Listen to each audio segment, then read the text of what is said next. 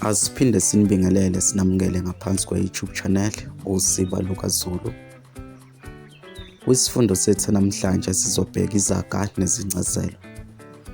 Ake sihambe sithathe izaga ezimbalwa nezincazelo zakhona. Isaga sokuqala ke sizosithatha isaga esithi inkukhu inqunywe umlomo.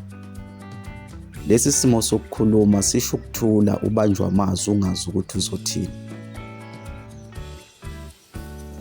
Isaga sesibili ke sizosithatha isaga esithi induku enhle igawule ezizweni.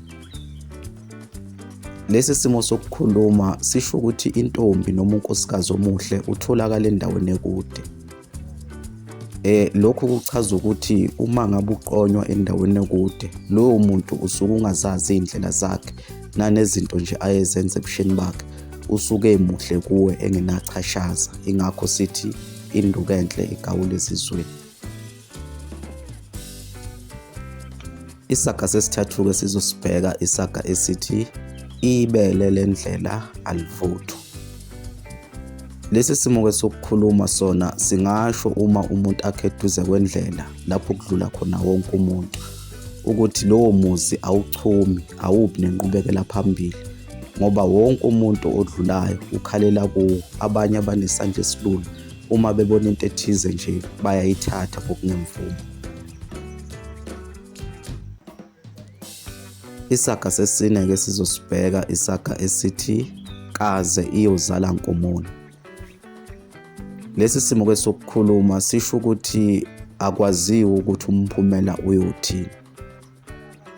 Uma ngabe into ungayazi ukuthi izophetha kanjani, kuthiwa ayaziwa iyozala nkomoni.